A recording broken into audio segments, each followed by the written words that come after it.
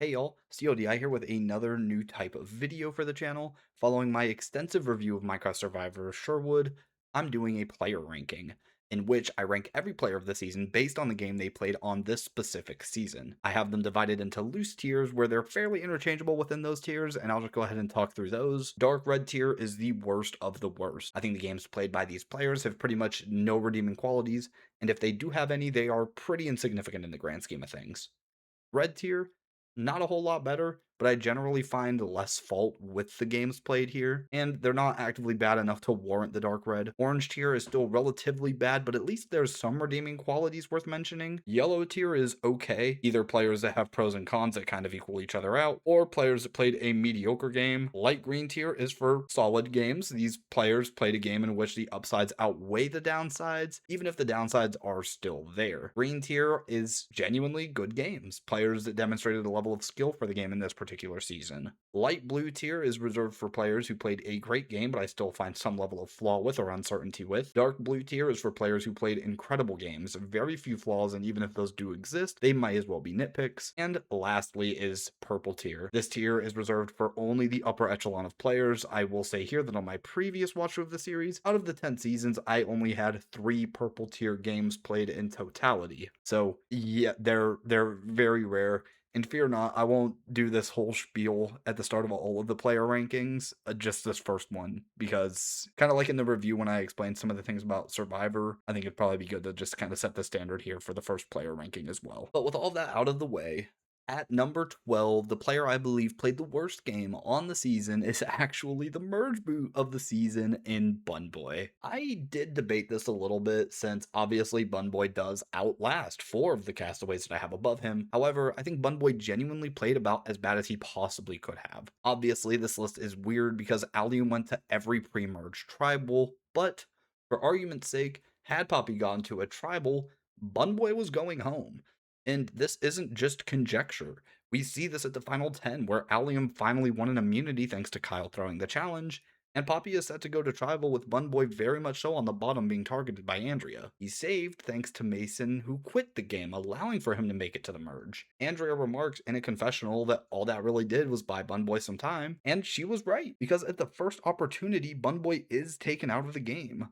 Minor credit to him for having Kyle and Dizzy not want to target him in that position, but it doesn't really matter because they fell in line anyways. Bunboy goes home unanimously with nobody on his side at the time of the merge. To give him some more credit, in the Fallen Comrades section, Andrea does talk about how the Poppy tribe wouldn't have talked as much as they did had it not been for Bunboy. So at least there's that, but it's not enough. All in all, even though he gets further than some of the people we still have to talk through, his game is really bad. Moving on to 11, it doesn't get too much better yet, but we do have Finelli. Finelli is a weird one where I actually did debate between him and Bunboy about who should be higher, but the thing that landed Finelli higher for me is that at least Finelli survives a tribal. He was still on the bottom and he communicated with his tribe less than Bunboy did, but again, at least he survived a vote. I think on a more general player ranking where it was based on how I feel that they would do on any given season, I think there's an argument for Bunboy to be higher, but on this specific season, Finelli did perform slightly better in my eyes. Even within that, he didn't go home unanimously, and that's something where he goes in a 3-1 compared to that 7-0 vote that sent Bunboy home. Either way, still not great, but at least he had an alliance with Miller that Miller seemed to be loyal to despite them voting separately in the first tribal for whatever reason. At the end of the day, it doesn't really matter where Finelli's only active play on the season was doing whatever Miller did, and then once Miller got blindsided, Finelli was swiftly on his way out as well. At number 10, we have the first boot of the season, Miller. Miller's run on the season is interesting to me, and it was a debate for me about where to put him, specifically in regards to him or the next player we'll talk about. Obviously, there's the fact that Miller was the first boot of the season, but I think there are a few things here to consider. Firstly, he did at least have a solid alliance with Finelli. That's something. He originally had a good thing going with Strat as well. He is at least an active player where he was trying to find the idol. He was unsuccessful and kind of loses his mind at the end, but at least he tried. Obviously, the thing with Miller was that he was over eager and super paranoid, but I don't disagree with his play to try to boot Mason, especially as a way to make life easier for Chris knowing that Mason would quit down the line. I do think there's reason to put him above the last two. Really though, I do think there's reason to put him above the last 2 entries. Unlike Bunboy, Miller did have a loyal alliance alliance member, and unlike Finelli, Miller was an active player who tried, and even more to credit to him, Finelli was essentially playing the game for Miller. So it definitely felt right for me to have Miller above Finelli in particular. The next player was a little bit of a debate, and we'll talk about that. But at number 9, I have Mason. Straight up, my opinion on Mason went down after this watch through, where prior to this, I thought Mason actually had some level of potential had he not quit the game. But then rewatching it with this more critical eye, I don't think that. I think the only reason he gets as far as he does is because of the fact that he's going to quit. He doesn't survive despite him needing to quit. He survives because he's going to quit. And I think that little nuance there is really important to understanding his game. Jack outlines the strategy where because Mason is going to quit, it's better to keep him around to advance yourself around further later in the game. It has nothing to do with Mason's game ability nor his social game. It's just him getting by on the luck he has attributed to the fact that he needs to quit. To give him some credit, he does stay in the majority for both tribals he attends, where he is successful in voting both Miller and Finelli out of the game. And I mean, circumstances aside, he does have a solid alliance with Jack and Angie. The thing that puts him above the last 3 players for me is that ignoring his circumstances of quitting, unlike any previously ranked player, Mason does vote correctly, and he does it twice, where all of Bunboy, Finelli, and Miller are never once on the right side of the vote, and for me, I guess that's enough to have him here. Moving on to number 8, and maybe this is a bit too low for this player, but I'm gonna stick to it. I have the first of our 3 finalists, Nathan, all the way down here. If I'm being honest, I debated having him lower. The thing about Nathan's game is that he's basically Finelli of the Poppy tribe, where similar to Finelli, he has only one alliance member, plays the game entirely for that alliance member, and because of that alliance member, he plays it in the best interest of that alliance member rather than playing it in his own self-interest. Where we got the content from Finelli in episode 1, where he said in confessional that he was just going to do whatever Miller did, and Nathan is that for Andrea, where the only confessionals we get from Nathan are him talking about how he's going to do what Andrea does, because him and Andrea are super tight. The problem here is that he doesn't realize that Andrea is also close to the likes of Kyle and Angie and John and Dizzy at a point. The reason that Nathan is this high on the list is solely because he got to the end of the game. To his credit as well, he does vote in the majority at every tribal he attends, all 4 of them, where he's on the right side of the vote for the Bunboy, Dizzy, John, and Jack tribals. But again, he doesn't really have any agency within that. He also can't win the game. I don't imagine any final 2 or final 3 scenario where he wins by the time of the merge. And also, the real fatal blow to me is that Andrea was going to take Kyle over him in the event of a final 2. Where that right there, that fact is the main reason I consider putting him lower.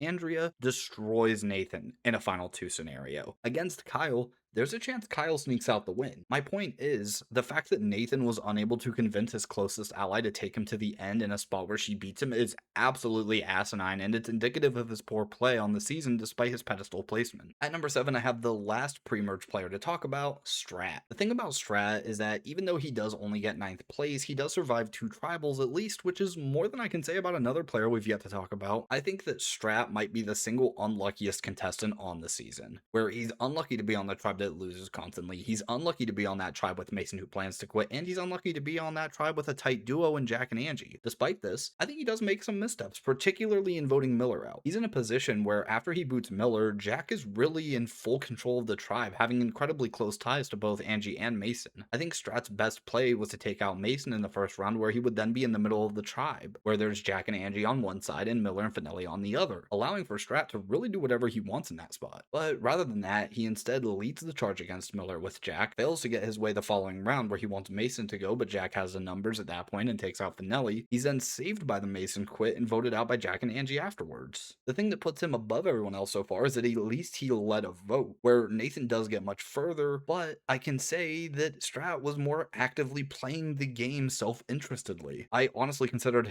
putting him even one more spot higher, but I think his mistake of giving control of the tribe over to Jack is a big enough knock to leave him here relatively high considering his own placement on the season. Onwards to number 6 on my list, I have John. I think this latest watch really did boost my opinion on John's game, where beforehand I viewed him in tandem with Nathan, but now I see that he is a more selfish player who is actively trying in the game, but fails to get his way at points. I don't think I've mentioned it yet, but Sherwood is a really weird season to assess, specifically in the fact that the Poppy tribe doesn't vote anyone out in the pre-merge, where you have someone like John who goes out in 5th place despite it only being his 3rd tribal of the season, and because of that, his game looks really bad on paper. He's in the majority for the Bunboy round, but it's the least integral number member to that plan, where even Angie was confused in the following episode about why John would vote to keep her when the two of them hadn't even talked. In the following round, Angie quits the game in a spot where I don't think John was going anywhere. If anything, I think he was in the swing position, being between the likes of Jack, Angie, and Dizzy, as well as the Andrea, Kyle, and Nathan contingent. Either way, it's not like he put himself in that position, more so he just kind of found himself there, so I don't really credit him too much for that. In the final 6, he's the only one to vote Jack, which is ridiculous, where Dizzy told him to vote Jack, Andrea and Kyle told him to vote Jack, so the only people who weren't voting Jack in his mind were Jack, obviously, and Nathan, who he doesn't talk to. But no, Dizzy is sniped out in a 3-2-1 vote where Andrea and Kyle didn't bother looping John into the Dizzy plan, which,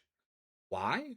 Like, I guess they figured that John wasn't with them at that point, but still? My point in all of this is that I don't fault John at all, really, for this round. I guess fault him a little bit for not being in the know-how, but also he was making the obvious move. It's in the best interest of everyone in that tribe to get rid of Jack at that spot, save for maybe Dizzy, I guess, because of Jack's insane comp ability in conjunction with his massive win equity at that point in the season. Either way, in the following round, he flips on Andrea and Kyle like he should, but he simply doesn't have the numbers to do anything by the time of the final 5. But I do credit him at least for getting Jack on his side to attempt to boot Andrea. I think I view John in a similar light to how I view Strat, where I do think John is unlucky with the stranglehold that Andrea had on the likes of Kyle and Nathan. But unlike Strat, John made it deep into the game. I don't think he was ever going to win, but still, I think that John is less at fault, and that's why I have him higher. Where, like I said with Strat, I do think you can point to the Miller boot as being a genuine mistake, whereas with John, he was screwed in his boot round with Jack having immunity and Andrea leading the trio, but also, again, Strat at least led a vote. John really doesn't lead any vote, but whatever. I think that you can really argue either or being above the other, in my opinion. At number 5, I have Dizzy. Dizzy's game is difficult for me to rank. I think there's more good than bad, but there's still quite a lot of bad to talk through. He actively doesn't want Bun Boy to go, but goes with the majority anyways. Angie quits the game, which really screws Dizzy over, and that's why I have him as high as I do. Where had Dizzy been able to flip John at the final 7, I think the season plays out very differently. We assume that Dizzy was somehow able to navigate the game in a way that he gets to the final 3 with Nathan and John. He does win the season. Where at the final 7, let's assume he's able to snipe Andrea out of the game like he wanted, the game really opens up. I think the issue is that final 7 feels early, where in making this move to snipe out Andrea, Dizzy becomes one of the biggest threats on the board. However,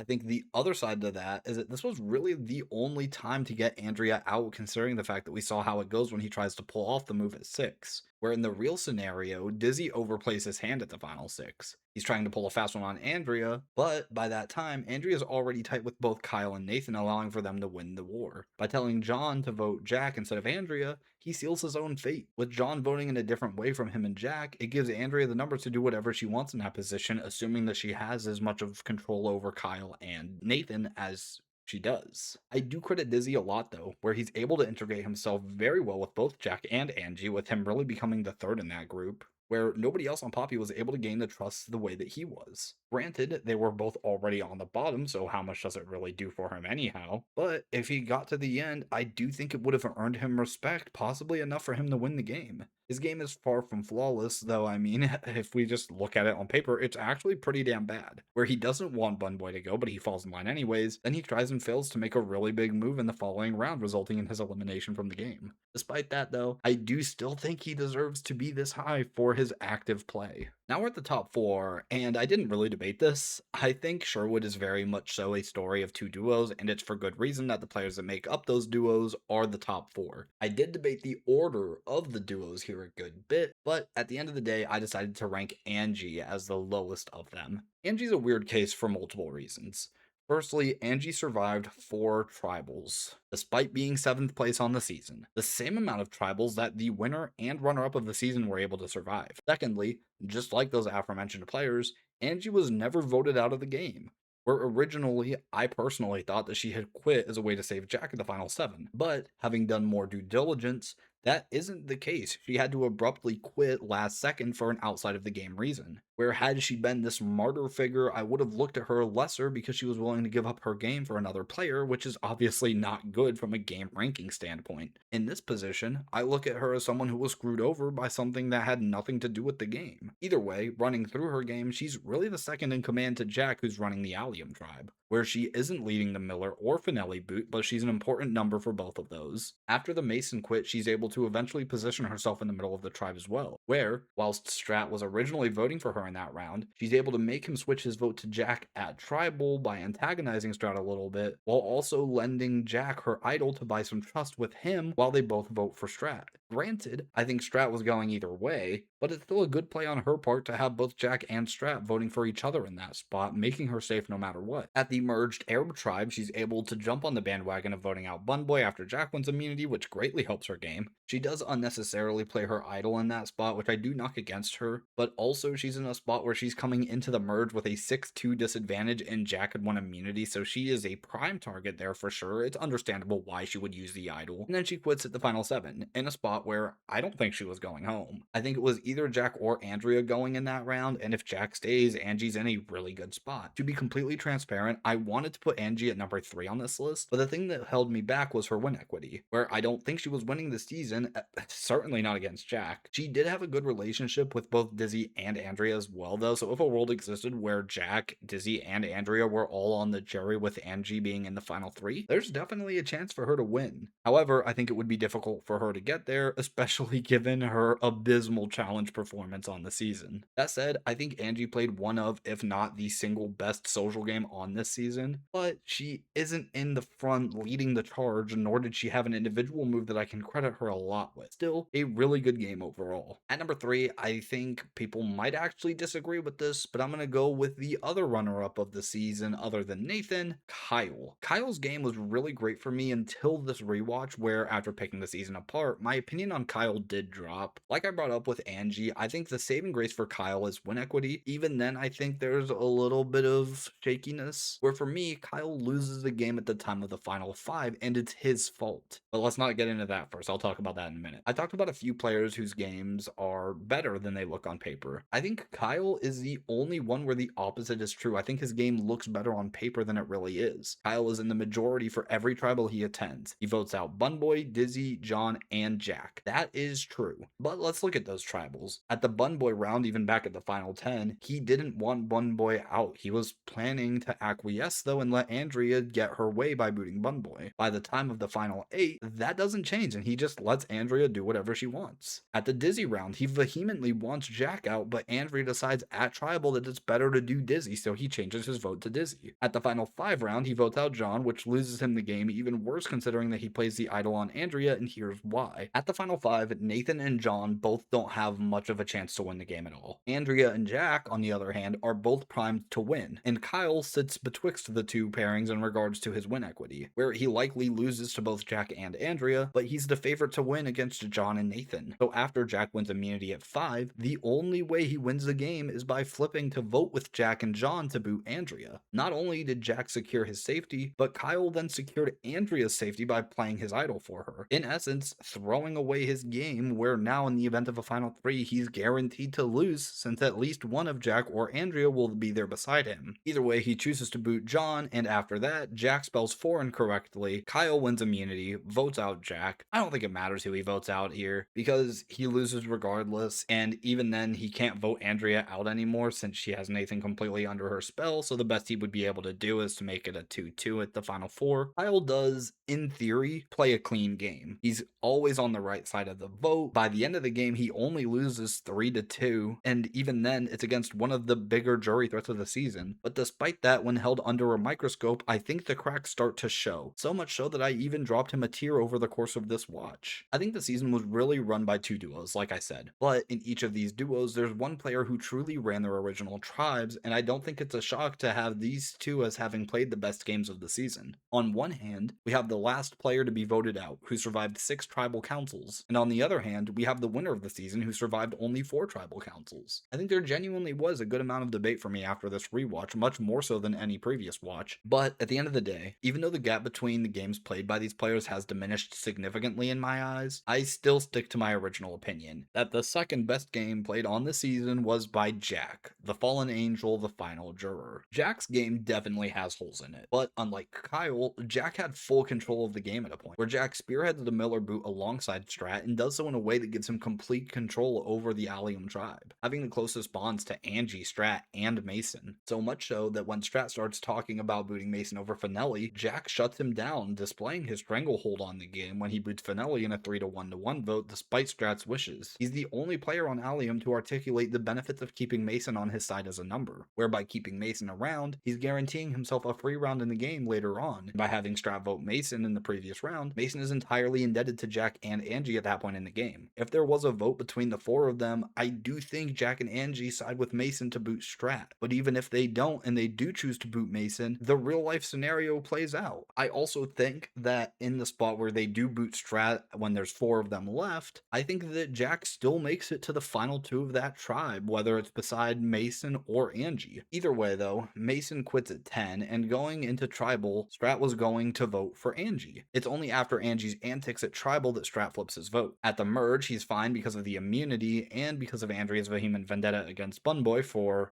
being Bunboy. The biggest flaw in Jack's game is at the final 7 for me, where Jack has a real shot at going home this round. He gets lucky with Angie quitting though. That being said, I don't think it's entirely for sure that he goes home that round. There's a chance Andrea gets sniped out, but even then, Jack is such a big threat that they surely take him out at the first opportunity, right? Wrong. We see this play out in the final 6 where they boot Dizzy ahead of him, which is ridiculous for everyone save for Dizzy. They should want Jack out this round. He then does need immunity at the final 5 and final 4 rounds, but if he wins those challenges, he wins the game. To his credit, he does win the final 5 immunity and is one mistake away from the final 4 immunity as well. There's also the aspect of him building that trust with Dizzy despite the idol he gave to Dizzy being fake. He also builds trust with John in the round following John's vote for Jack, where Jack was willing to work with John despite what he had just done. Again, at the final 4, he does need immunity and doesn't get it, so he goes home unanimously, but I really don't fault him too much at that point in the game, outside of him just being on the losing tribe and losing his numbers. Where if the roles were reversed and Poppy had lost all the challenges, I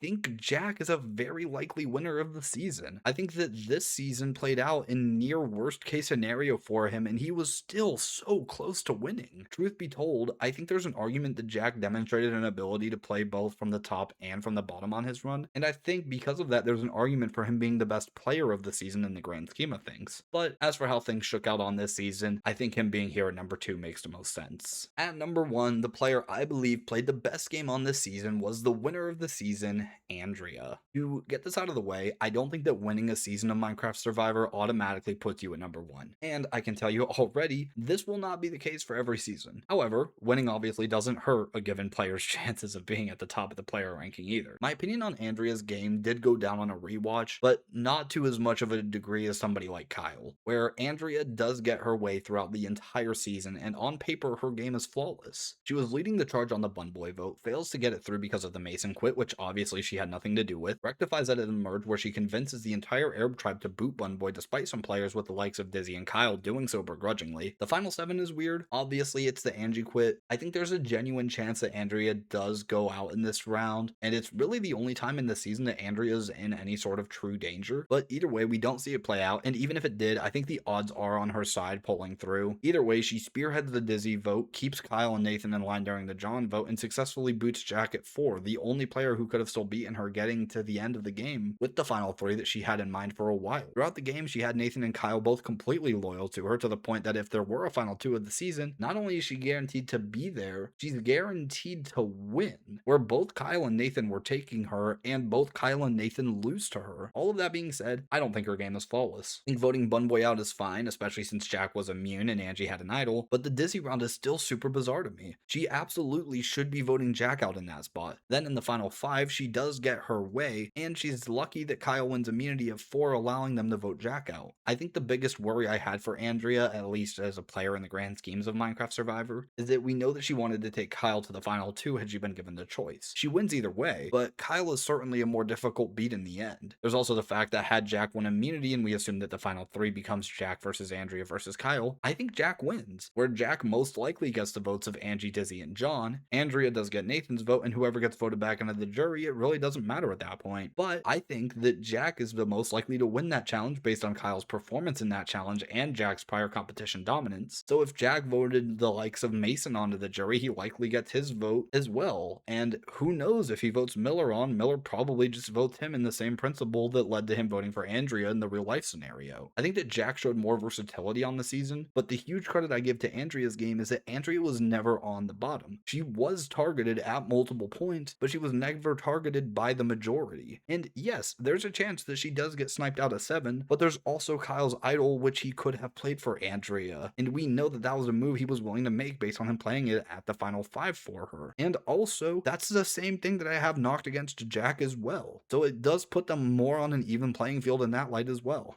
Either way, to run through the tiers, which I'll put on screen now, in the dark red tier, I have Bun Boy. The red tier, I have Finelli, Mason, and Miller. In the orange tier, I have Nathan. In the yellow tier, I have Strat and John. In the light green tier, I have Dizzy. In the green tier, I have Angie and Kyle. And lastly, in the light blue tier, I have Jack and Andrea. But that is it. I've finally finished covering Minecraft Survivor Season 1 Sherwood. Like I said before, I fully intend to do these for all 10 seasons of the show, possibly Season 11 as well. We'll see when we get there. I genuinely had a lot of fun making this little passion project. These will not be the main focus of the channel. It's still mostly going to be the edits and the media mosaic videos, but really, I loved making this, so there's a non-zero chance that I dive straight into the Rorema review, especially since I like Rorema a lot more than I like Sherwood. I hope that y'all were able to enjoy this review and player ranking. Be sure to watch all of the original seasons over on Elite Chris 35. If you made it this far into the video, I think it's safe to assume that you would enjoy watching the show itself rather than just listening to me ramble about it. But either way, that's all. So as always,